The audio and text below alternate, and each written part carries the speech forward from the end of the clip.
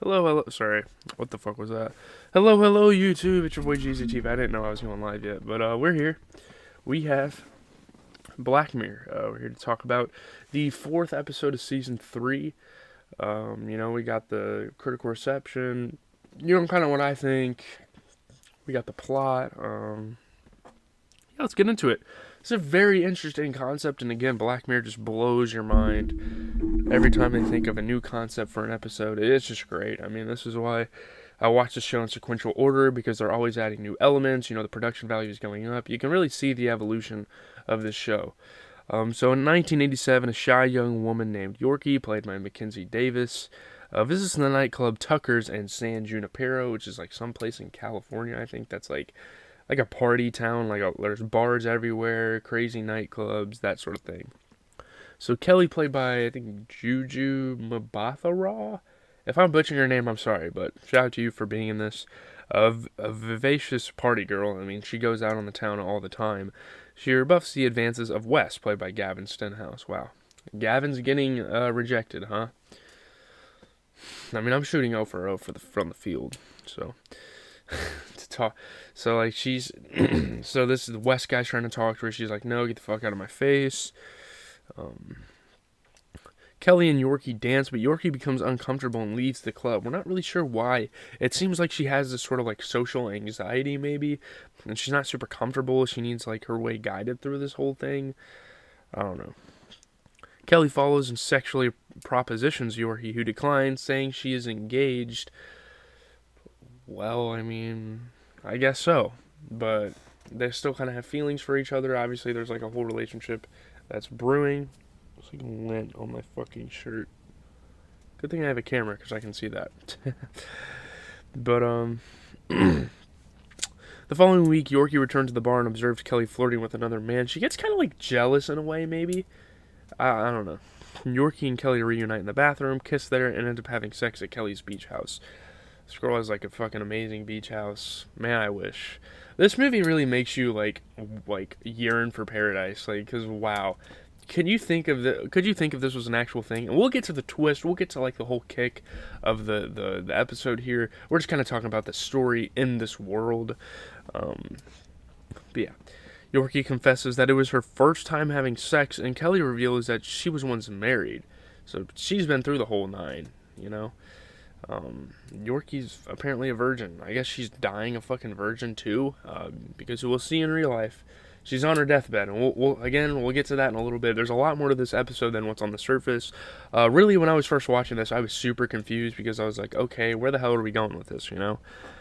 The next week, Yorkie visits another nightclub, the BDSM-themed Quagmire, looking for Kelly, which is like a really weird-looking place. Wes advises her to try a different time. Yorkie visits Tucker's in a few different decades until she finds Kelly in 2002, but Kelly rejects her. And now we realize kind of what this movie's about. It's like a time travel film. We're in this little time capsule, it seems, and we're being thrown into San Junipero in different eras, you know. After Kelly rejects her, Yorkie leaves, Kelly follows and confesses she is dying. Kelly had avoided Yorkie because she feared developing feelings for her before she passed away, and that's not really something you want to do, obviously. The two have sex again, and Yorkie reluctantly tells Kelly she lives in Santa Rosa, California, so they can meet. It's not super far away. I think San Junipero is in California, based on kind of the evidence I collected and based on like the context of this little short film. So San Junipero is revealed to be a simulated reality where the deceased can live and the elderly can visit, all inhabiting their younger selves' bodies at a time of their choice. So that's kind of like the twist. That's kind of like the whole concept of the episode. I think it's fucking brilliant. And again, just like putting ideas in our heads. Like imagining something like this happening. Imagine being able to go to any era in your life, living it out endlessly. Like there's no limits. Once you die, you can visit any era in your life and relive it and live immortally. Obviously, that's something that's not realistic. I guess the whole thing where you could like actually go back in time when you're still alive seems like something that could happen in the next century or so. But I guess when you die, I mean, that can't really happen. But in the physical world, the elderly Kelly, played by Denise Burse, visits Yorkie, played by Annabelle Davis. So there's elder versions and obviously younger versions of themselves. She learns from the Yorkie's nurse Greg, played by Raymond McAnally. Sorry, that sounded crazy. that Yorkie was paralyzed at age 21 after crashing her car when her parents reacted negatively to her coming out. It's kind of fucked up, really. There's a lot of really fucked up elements about this story, man. It's not for the faint of heart. Yorkie wishes to be euthanized to live in San Junipero permanently, but her family objects. She intends to marry Greg so that he can consent for her. Because, you know, you gotta have, like, a written agreement, I guess, to be euthanized. I mean, that's illegal nowadays, like, today. You can't just, like, lethally inject someone. We're not putting down a dog here, but... Well, unless they commit a crime, then that's legal. That's, like, legal euthanization, I guess, but... Well, euthanization is more for, like, people for, health issues, but, yeah. Kelly offers to marry Yorkie instead, and after she enthusiastically accepts, Kelly authorizes Yorkie's euthanasia. So now she gets to cross over to this world in San Junipero for the rest of her life.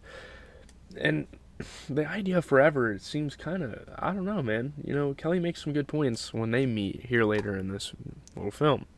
So during Kelly's next visit to San Junipero, Yorkie asks her to stay full time.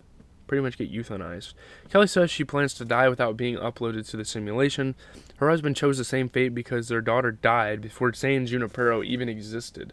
So, like, the fact that she can't, like, coexist with some of her family members is kind of fucked up and something she doesn't really want to experience. Yorkie and Kelly argue, and Kelly leaves in her car, which he intentionally crashes. Kind of like what Yorkie did. And Yorkie seems kind of selfish here because she wants forever, but it's like, why would you want forever in the same simulation over and over and over again, you know? Wouldn't it get a little old? Yorkie catches up to her just as Kelly disappears, her visiting time over for the week. Time passes, and Kelly decides she's ready to enter San Junipero permanently. She decides, like, oh, let's just do it, you know?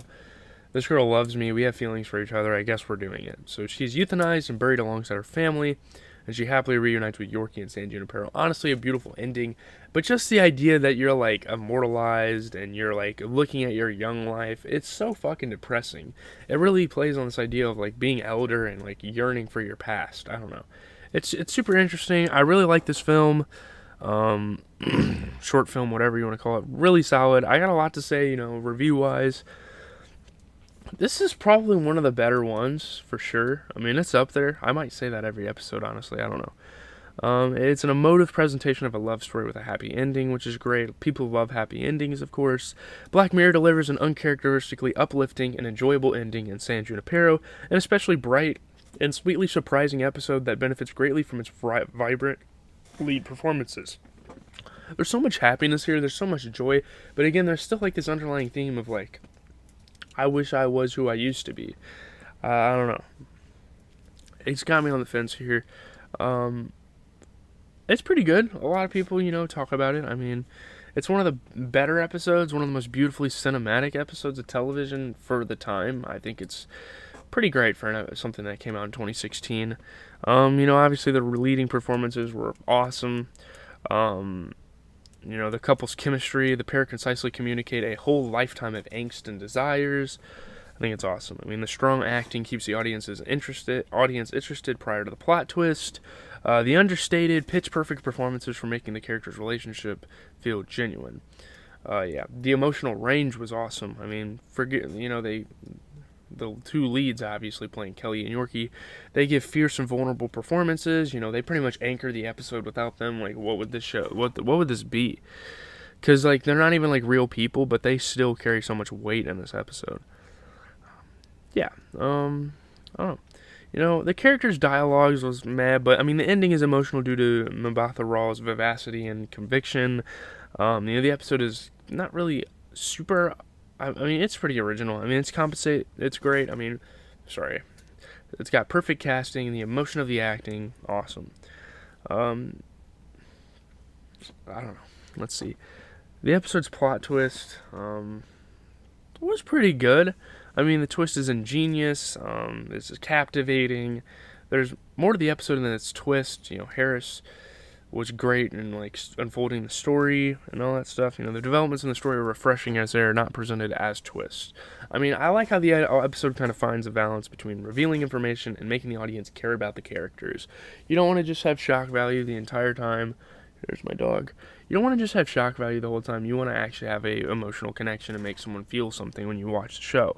I mean, the visual style, the music, the 1980s stuff was awesome. Gives you like that Stranger Things type of vibe. The production design, the soundtrack, wonderfully tender. The episode was visually stunning, and its nostalgia for the 80s was quite joyous.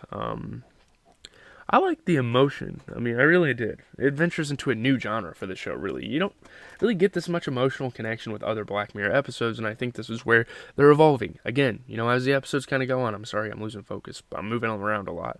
I gotta fix my camera sometime. The story would leave viewers in tears.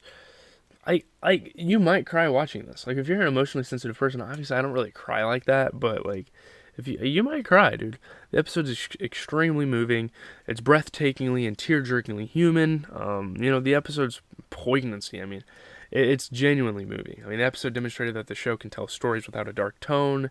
The episode's satisfyingly daring. I don't know.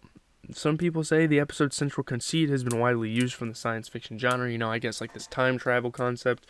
But I think the way they kind of evoke it and the way they use like elderly people on their deathbeds to do it, I think that's what really gives it its unique twist. I think this is a really good episode. I don't know. This could have been a longer one, too. I feel like they could have did a lot more with this concept. But anyway, leave a like, comment, and subscribe. That's it for the videos today. I'm going to go watch my episode of Ozark for the day. I think Lucy just took a shit down here, probably. I'm not really that surprised about that. But, I don't know why I fucking revealed that information. But I might be streaming this afternoon. For sure, I think I am. I don't know about like twice.